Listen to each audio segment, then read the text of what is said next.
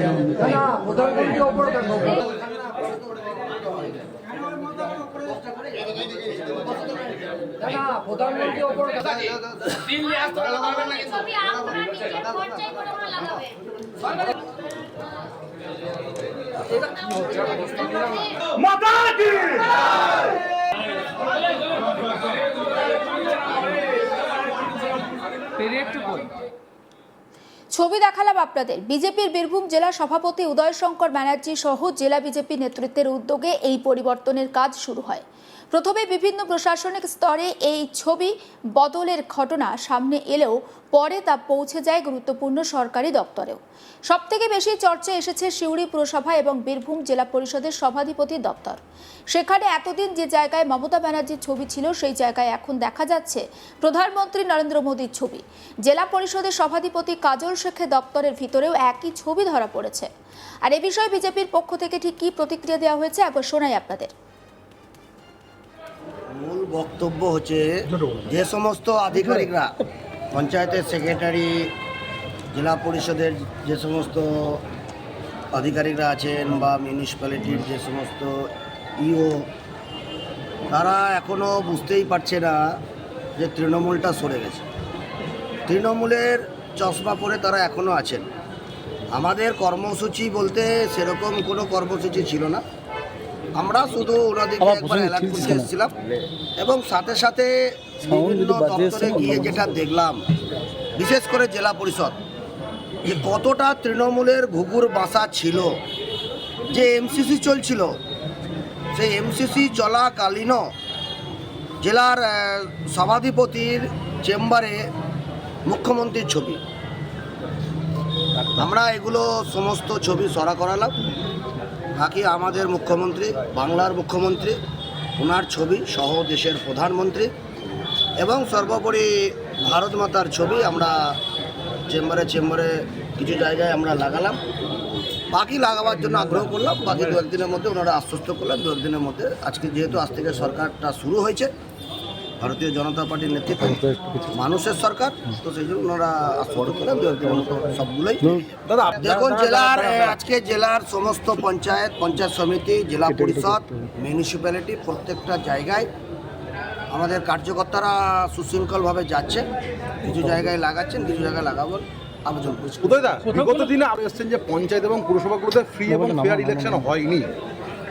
এবার এই মুহূর্তে কি আপনাদের কি সেই টার্গেট রয়েছে যে আমাদের ফ্রি অ্যান্ড ফেয়ার ইলেকশনও হবে এবং সাথে সাথে জেলা পরিষদ যে ঘুঘুর বাসা, যেভাবে টেন্ডাররা একটা ধর্মকে সংগ্রহ করে নিয়ে চলতেন, সেই সমস্ত দিনের অবসান ঘটেছে এবং জেলা পরিষদে যে হজ হাউসে পরিণত করেছেন, সেই হজ হাউসও এখানে আজ থেকে বন্ধ হবে। আমরা এই ধরনের হজ হাউস চলতে দেবো না। কি দেখলেন?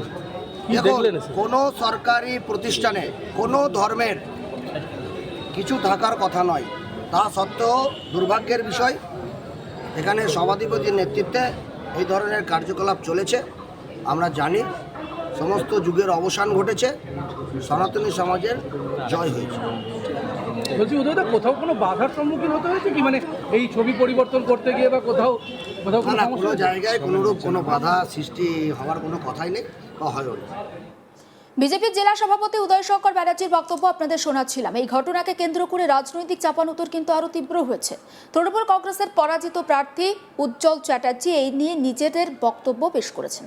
যদিও তার বক্তব্যের সম্পূর্ণ বিবরণ এখনও প্রকাশ্যে আসেনি, তবে রাজনৈতিক মহলের মতে এই ঘটনাকে কেন্দ্র করে আগামী দিনে আরও বড় সংঘাত তৈরি হতে পারে।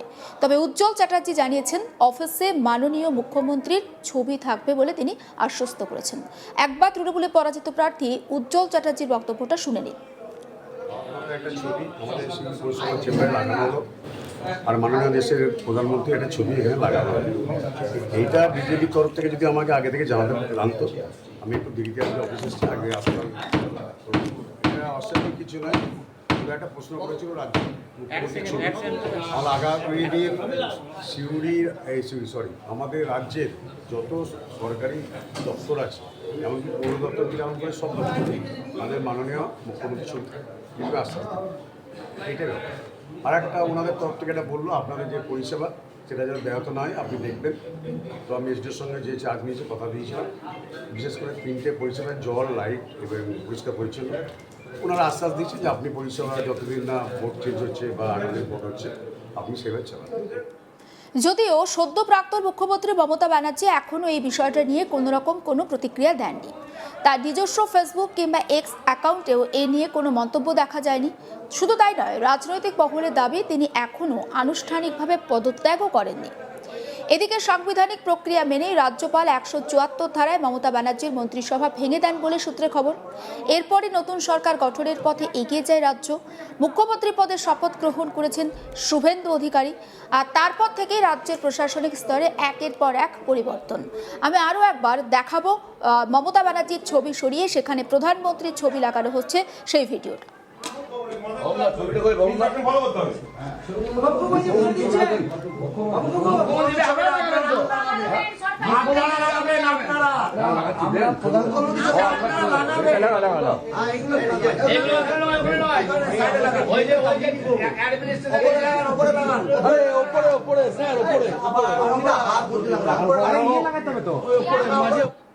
সমস্ত আপডেট পৌঁছে দেবো আপনাদের কাছে। নজর রাখুন আজ তাক বাংলায়, সাবস্ক্রাইব করতে ভুলবেন না।